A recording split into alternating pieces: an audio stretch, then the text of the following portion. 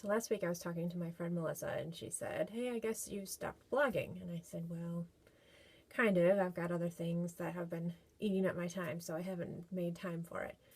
And then I've been thinking about it since I talked to her, and I thought, wow, it's really important to reflect on your experiences. It's an important thing for me, and I haven't been doing it. So I thought I would try to capture as best I can in the moments that I have, just things that I've been thinking about just for myself to go back to later and just think through what's happening to me and our family. And I'm in my closet. My kids are probably going to bust through the door at any minute, but I figure I can take 2 minutes to think through stuff. So the one thing I've been thinking about recently is Maddie's 5th grade graduation.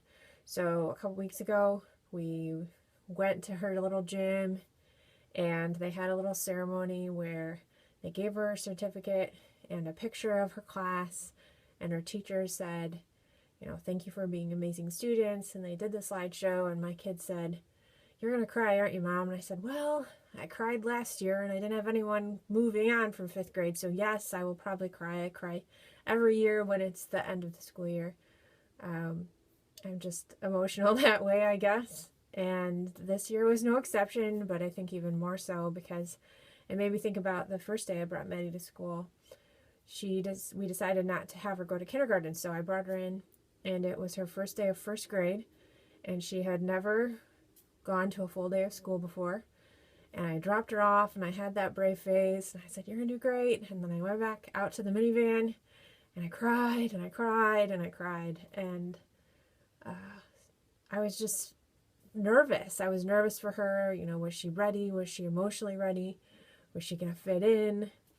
How was she going to do with the full day of school? All those things when you're making decisions for your kids, and you just don't know if they're the right decisions. And sometimes it feels like you're jumping off a cliff over and over again because you just don't know what's on the other side. And then I see her as a 5th grader and all the amazing things that she's been able to do, and the successes that she's had, and the struggles that she's had. And just to see her being so confident, and to see the amazing writing that she's been doing as a 5th grader, and the compassion she has for her friends, and just the passion she has for school and for doing a good job. And I never could have imagined that. Maybe I had glimpses, but as her first day of 1st grade, I just had no idea the journey she was about to go on. And we're about to go into middle school, which is scary. I mean, it's another phase. We've never experienced it before.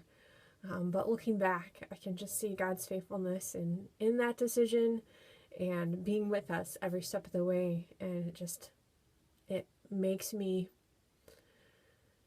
relax a little bit thinking about the next stage. Yes, I'll still cry. I'll probably cry our first day of middle school.